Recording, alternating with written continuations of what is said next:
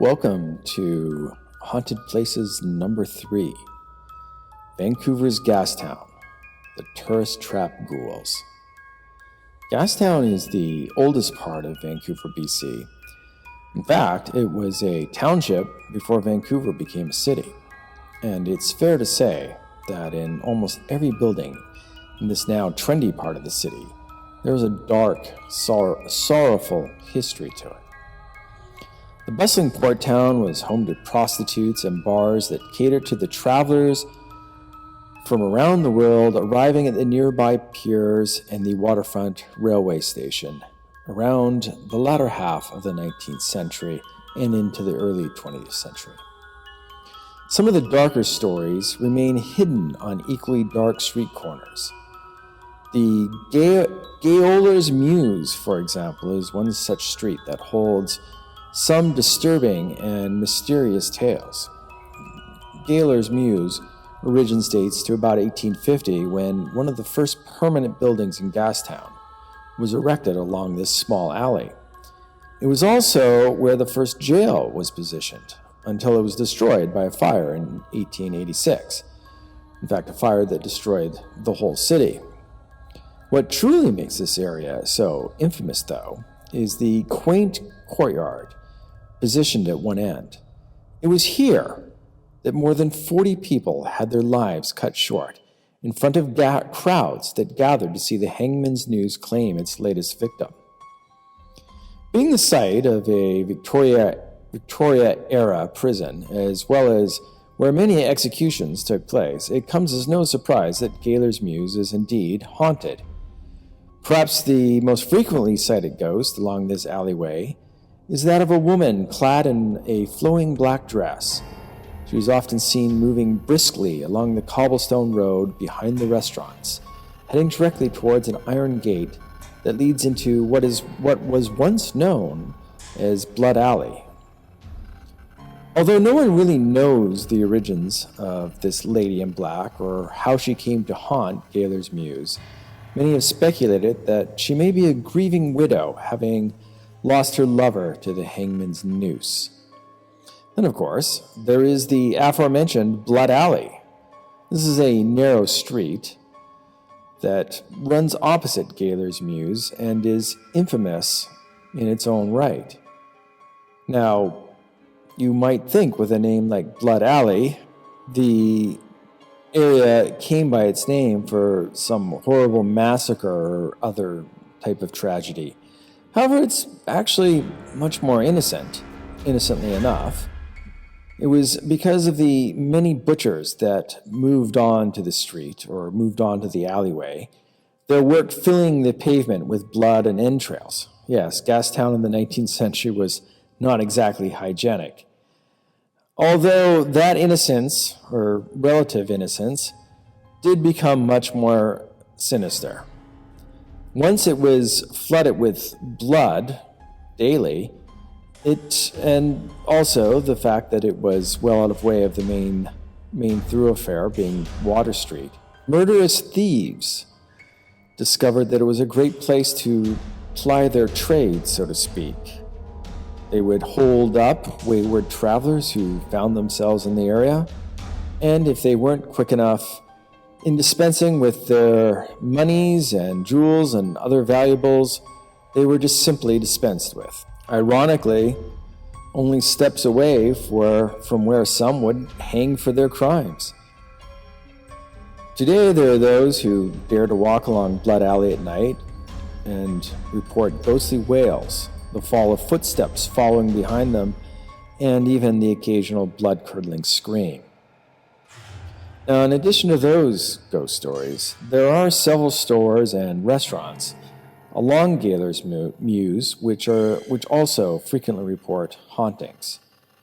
And these are not benign hauntings either. Poltergeist activity has been reported in some, and others have had frequent sightings of full-bodied apparitions or shadow figures that grace their establishments.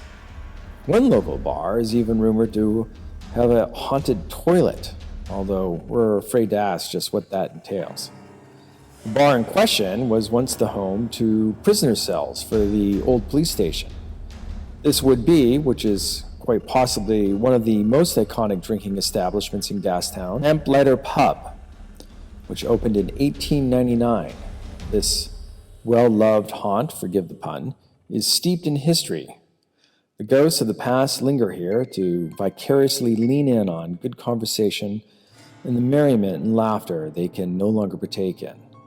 However, more menacingly, a poltergeist haunts the lamplighter. Usually its activities take place around the bar area.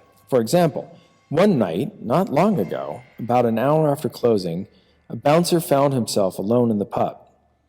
As he turned off the lights, ready to lock up, he heard wine glasses clinking off each other, sounding like a hand running along them. Upon investigation, the glasses were perfectly still.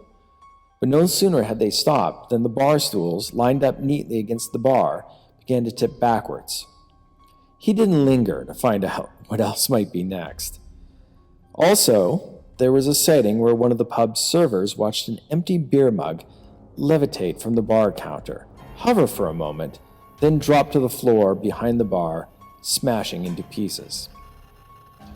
But the Lamplighter is not the only haunted location along Water Street. Far from it. Just down the street is the Packing House building. Built in 1874, it was reconstructed after the Great Vancouver Fire in 1886. The Packing House was erected to serve as Swift Canadian Company's meat warehouse and cold storage. Many years later, as the area evolved into a tourist district, the old warehouse became home to Punchline's Comedy Club from 1978 to 1995. Robin Williams even once performed there. Fittingly, the ghost that haunts the building is reportedly a real prankster. Former owner of Punchline's, Rich E., who would often be alone in the club after it had closed, sometimes would hear his name being called. Then other times, when he opened up the club the next day, he would find freshly lit candles on the tables without any explanation as to whom had lit them or how, being that the club had been closed and locked overnight. As well, sound technicians reported hearing ghostly tapping and whistling coming from stage mics when, of course, no one was on stage. Then a little further up at 53 Water Street, which is considerably haunted, is currently the site of the old spaghetti factory. And it has several spirits who linger in and around the historic restaurant. One haunting involves a tram conductor from the number 53 old trolley car that now sits in the middle of the restaurant. Some say the conductor died in an underground collision beneath the building, while others believe his ghost appeared when the tram was installed in the restaurant itself. Either way, many who have worked there throughout the years have spotted the ghost in full uniform inside the tram after the restaurant has emptied out for the evening. The other ghost who frequents the restaurant is reportedly a young boy who simply runs around and disappears into the walls. One waitress who spotted this particular ghost was so shaken by it, she resigned on the spot.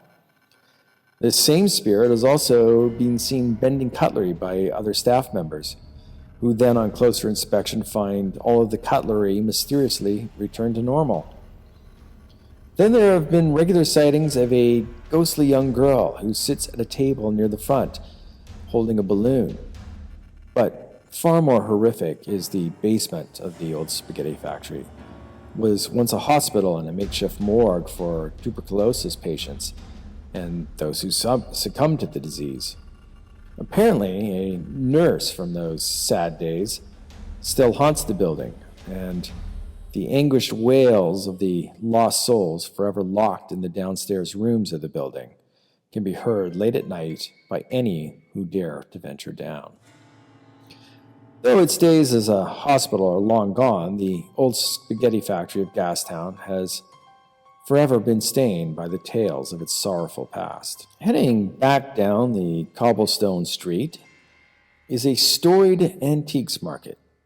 The building at 20 Water Street has a rich history and an infamous ghost. One morning, the owner of said antique store arrived to open up his shop for the day, only to find the heavy aged oak dining table and chairs that stood prominently in the front window now completely upside down. This is just one example of the poltergeist-like activity that takes place at 23 Water Street. Originally the site of the Grand Hotel, it was operated by a notorious crook who went by the name of Tommy Roberts. Whether that's an alias or his real name, history does not tell us. But he was well known for emptying the wallets of many good time-seeking drunken loggers and sailors through deception and conniving. But Mr. Roberts met his end in 1918 at the age of 42 when, during a poker game gone wrong, he was shot to death. And perhaps it is his frustration at his untimely death and his inability to no longer cheat people that is taken out by moving objects around and even occasionally smashing them.